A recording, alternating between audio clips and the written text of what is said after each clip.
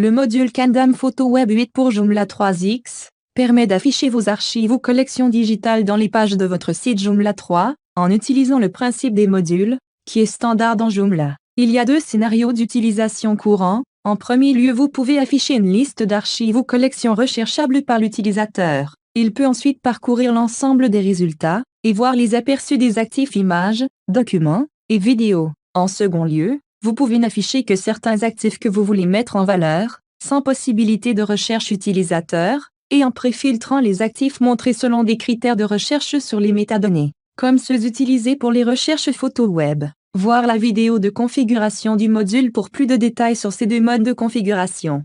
Dans le cas d'un module autorisant la recherche, si l'utilisateur effectue une recherche, elle se fait dans toutes les archives disponibles publiquement ou choisies, et le module affiche le nombre de résultats pour chaque archive dans une petite pastille sur la vignette de l'archive. En cliquant sur la description d'une archive, vous pouvez en visualiser la liste des actifs, sous forme de grille de vignettes. Sous chaque vignette, certaines métadonnées sont affichées, selon vos choix de configuration.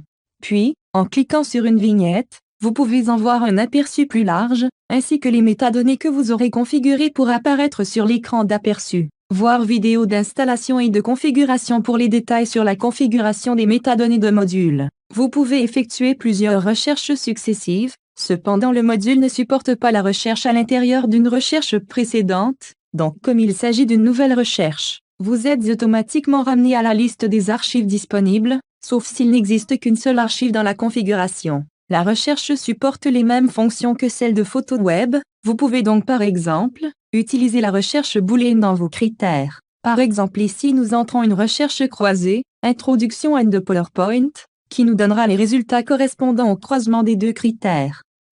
Le module permet la visualisation automatique des aperçus plus larges produits par PhotoWeb et Index Manager à partir de la grille de vignettes de chaque archive, pour les images, et aussi pour les pages des documents dont le format est supporté par PhotoWare, fichier Word, PowerPoint, PDF, ou en format texte. Pour les autres types de fichiers, une simple icône est affichée, mais les fichiers sont recherchables selon leurs métadonnées XMP. Pour les vidéos, si votre site de Candam Photo Web possède la licence pour le module audio et vidéo, vous pourrez visualiser et écouter ces fichiers, sinon, vous n'aurez qu'une image fixe ou icône de la vidéo ou du fichier audio en aperçu.